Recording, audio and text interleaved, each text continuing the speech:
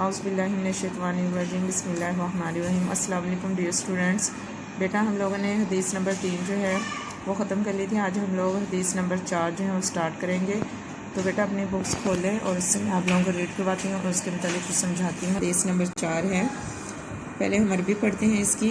من صلی علیہ مرۃ فتح اللہ لہ بابا من العافیات۔ من جس نے صلی درود پڑھا علیہ مجھ پر، مرتن ایک مرتبہ، فتح کھول دیا، اللہ نے لہو اس کے لیے، بابن دروازہ، من العافیات عافیت کا۔ جس نے مجھ پر ایک مرتبہ درود بھیجا، اللہ نے اس کے لیے عافیت کا ایک دروازہ کھول دیا۔ اس کی تشریح ہے بیٹا کہ نبی کریم صلی اللہ علیہ وآلہ وسلم محسن انسانیت ہیں۔ محسن انسانیت کہتے ہیں بیٹا جو احسان کرنے والا آتا ہے۔ کہ حضور پاک صلی اللہ علیہ وسلم محسن انسانیت اس لیے ہیں، انسانوں کے محسن، کہ انہوں نے ہمیں اللہ تعالیٰ کے احکام کو ہم تک پہنچایا اور ہمیں دوزخ سے بچایا، کہ اگر ہم ان کے بتائے راستے پر چلیں گے تو ہم دوزخ سے بچ جائیں گے، اگر ہم شیطان کے راستے پر چلیں گے تو ہم دوزخ میں جائیں گے۔ تو اس لیے محسن انسانیت ہے کہ انہوں نے انسانوں کو اچھے کاموں کی اور اللہ کے قرب کو حاصل کرنے کی باتیں بتائی، اس لیے وہ محسن انسانیت ہے۔ آپ صلی اللہ علیہ وآلہ وسلم نے بنی نوح انسان کو دنیا اور آخرت میں کامیابی کا راستہ دکھایا۔ بنی نوح انسان کہتے ہیں بیٹا جو پوری دنیا جو ہے وہ انسان جو ہیں وہ بنی نوح انسان کہلاتے ہیں، اور جو انہیں جو ہے دنیا اور آخرت میں کامیابی کیسے حاصل ہونی ہے وہ سب چیزیں حضور پاک صلی اللہ علیہ وسلم کی زندگی سے ہمیں ملتی ہیں۔ ان کا مطالعہ کرنا پڑے گا، ان کی ہمیں زندگی کا سیرت طیبہ جو ہے ان کو دیکھنا پڑے گا اور اس پر عمل کرنا پڑے گا۔ اپنی زندگی اور عمل سے ہمارے لیے اسوہ حسنہ پیش کیا۔ اسوہ کہتے ہیں راستے کو حسنہ اچھا، یعنی حضور پاک صلی اللہ علیہ وآلہ وسلم نے صرف ہمیں باتیں کہی نہیں بلکہ عملی طور پر اپنی زندگی کے ذریعے جو ہیں ان کو اپنایا اور پھر ہمارے لیے یہ سیدھا راستہ ہمیں بتایا ہے۔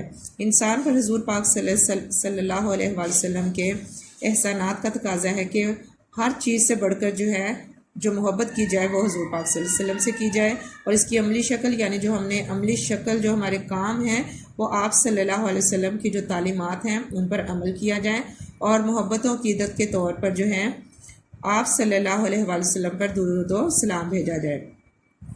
قرآن حکیم میں سورۃ الاحزاب میں ارشاد ہے، بے شک اللہ اور اس کے فرشتے نبی پاک صلی اللہ علیہ وآلہ وسلم پر درود بھیجتے ہیں، اے ایمان والو تم بھی ان پر درود و سلام بھیجا کرو۔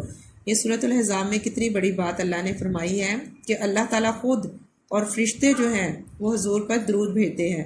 تو بیٹا ہم لوگ کن چیزوں میں آتے ہیں، ہم کس کیٹیگری کے ہیں؟ ہمیں تو زیادہ ان پر درود و سلام بھیجنا چاہیے۔ جب اتنی بڑی ہستیاں ان پر درود بھیجتی ہیں تو ہمیں بھی ان پر درود و سلام بھیجنا چاہیے، اور کیونکہ انہوں نے آخری ٹائم تک جو ہے کہا تھا یا اللہ امتی امتی، یعنی کہ اللہ میری امت کو بخش دینا، میری امت پر رحم کرنا۔ جب وہ ہماری اتنی فکر کرتے ہیں تو ہمیں بھی ان کے لیے یہ چیزیں محبت کے اظہار کے طور پر کرنی چاہیے۔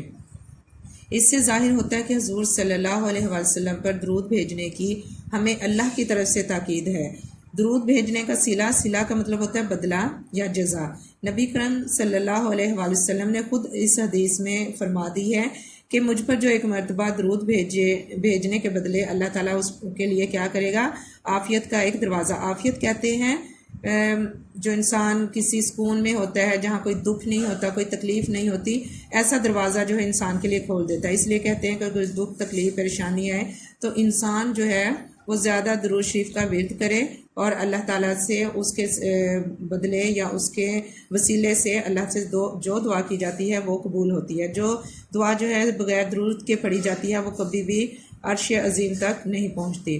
یہ بیٹا آپ لوگوں نے اچھی طریقے سے پڑھنا ہے، پھر اس کے شارٹ کوسچن اسی میں سے آئیں گے، اسی میں سے MCQs آتے ہیں، اس کو اچھے طریقے سے دیکھنا ہے، آپ نے اچھی طریقے سے پڑھنا ہے، جو چیز سمجھ نہیں آئے گی وہ پوچھ لیجئے گا۔ شکریہ۔